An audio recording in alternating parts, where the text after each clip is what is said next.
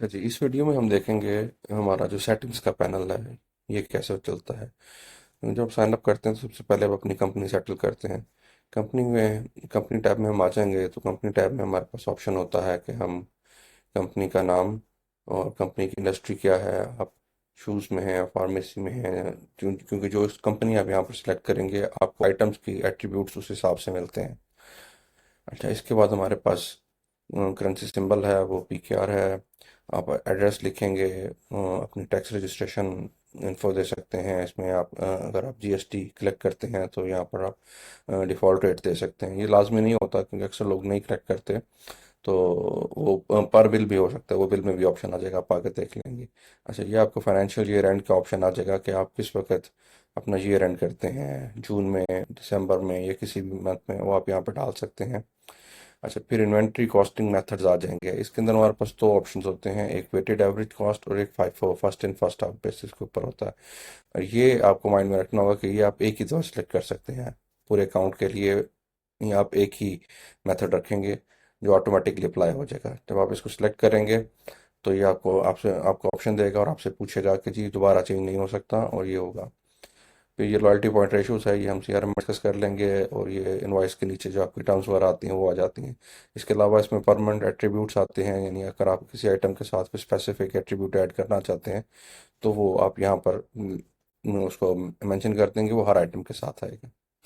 ठीक हो गया। इसके बाद हम आ जाते हैं ब्रांचेस के टैब के ऊपर। अच्छा, ब्रांचेस का टैब जो होता है ये एंटरप्राइज वर्जन में जाकर आता है। ये आपकी मुख्तलिफ ब्रांचेस के लिए और वेयर हाउसेस के लिए यूज़ होगा। मुख्तलिफ जगहों पर स्टॉक रखेगा, मुख्तलिफ इन्वाइसेस रखेगा आपके हर लेजर के अंदर। आपके यानी रिसीवेबल और पेएबल के अंदर भी मुख्तलिफ ब्रांचेस का हवाला साथ देगा कि ये आपकी किस ब्रांच के लिए परचेज है, या ये किस ब्रांच की सेल है और किस ब्रांच ने रिकवरी की है। ये सारी चीज़ें इसके अंदर कवर हो जाएंगी।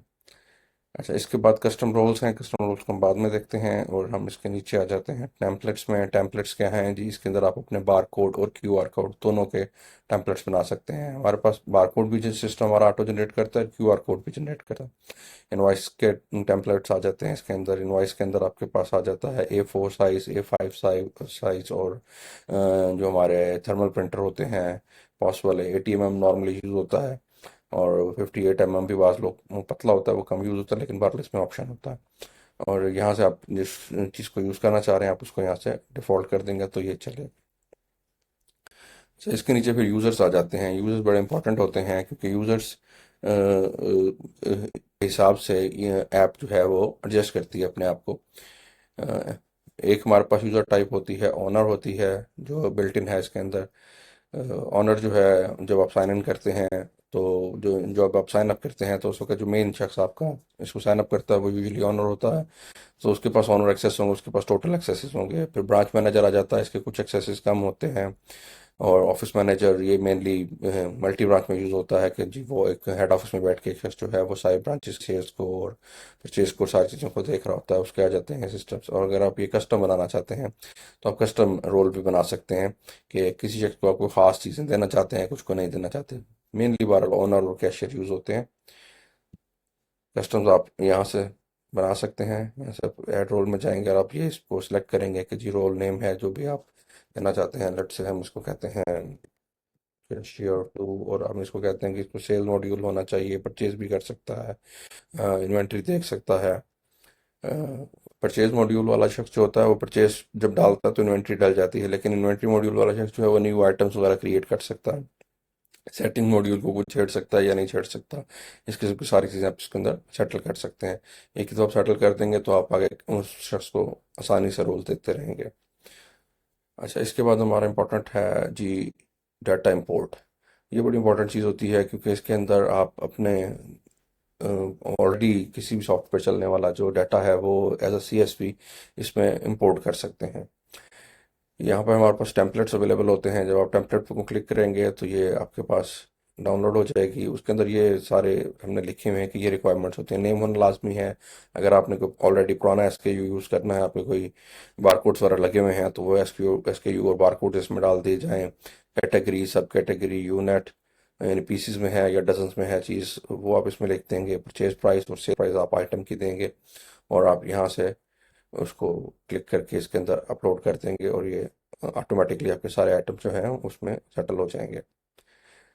अच्छा, इसके बाद कस्टमर्स का टैब है। कस्टमर्स में भी इसी तरीके से अगर आपके जो भी कोई एग्जिस्टिंग कस्टमर्स हैं, आप उनका name, phone number, email address, customer type और बैलेंस, ओपनिंग बैलेंस डाल देंगे।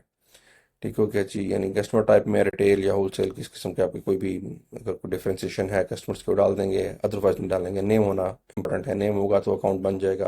अगर कोई ओपनिंग बैलेंस है तो वो भी लास्ट में डालें कि अगर आपने किसी से 5 लाख लेना है तो लिखें। या अगर समटाइम किसी कस्टमर का बैलेंस नेगेटिव होता है कि अगर किसी का क्या होगा उसको प्री पेमेंट या कोई एडवांस है तो वो भी ऑटोमेटिकली एडजस्ट कर लेगा। इसी तरह सप्लायर्स हैं और फिर चार्ट ऑफ अकाउंट्स हैं। ऐसे चार्ट ऑफ अकाउंट बड़ा इंपॉर्टेंट होता है क्योंकि ये मेन चीज़ होती है और ये सारा सिस्टम को संभाल रहा होता है, देख रहा होता है कि आपके बैंक अकाउंट्स, आपके एसेट्स, आपके लोन्स, आपके रिसीवेबल्स किस किस तरीके से हैं, तो वो सारा कुछ होगा। इसका आपने अकाउंट कोड्स नहीं डालने, अकाउंट कोड सिस्टम खुद से जनरेट करेगा जो हमारे सिस्टम के मुताबिक होंगे। आपने रेवेन्यू अकाउंट कोई नहीं डालना, यानी सेल अकाउंट कोई नहीं डालना, वो ऑटो जनरेटेड होते हैं, वो खुद से चलेगा। कॉस्ट ऑफ गुड्स का अकाउंट नहीं डालना, इन्वेंट्री के अकाउंट नहीं डालने। तो ये चीज़ें खुद ब खुद से ये बनाएगा। यानी यहाँ पर आप अकाउंट रिसीवेबल और अकाउंट पेबल्स को अपलोड ना कीजिएगा, वो आप कस्टमर्स और सप्लायर्स में ही कीजिएगा। तो ये हो गया। अच्छा, इसके बाद ये बहुत इंपॉर्टेंट हमारा सिस्टम होता है, वो है ऑडिट लॉग का। ऑडिट लॉग बड़ा इंपॉर्टेंट चीज़ होती है कि आपके पास हर ट्रांजैक्शन जो है वो रिकॉर्डेड रहती है। ये आप अगर देखें तो आपको पता चल रहा है कि ये ट्रांजैक्शन की है, ये यूज़र है, यूज़र ईमेल है और उसने सेल इनवॉइस क्रिएट की है और इस अमाउंट की सेल रिकॉर्ड की है और ये उसका आईपी एड्रेस था जिस आईपी एड्रेस से ये क्रिएट हुई है। इसी तरीके से ये भी। तो ये सब चीज़ आपके सामने रहेंगी। आपको पता रहेगा कि कोई इनवॉइस वॉइड कर रहा है, कोई इनवॉइस को छेड़ना चाह रहा है, या कोई सेल्स कोई परचेज डाली है, या किसी ने कोई एक्सपेंस का वोचर डाला है, क्या डाला है, वो सब चीज़ आपके रिकॉर्ड में रहेंगी। वो यहाँ से कभी भी नहीं जाती हैं, आपके पास हर चीज़ रहती है।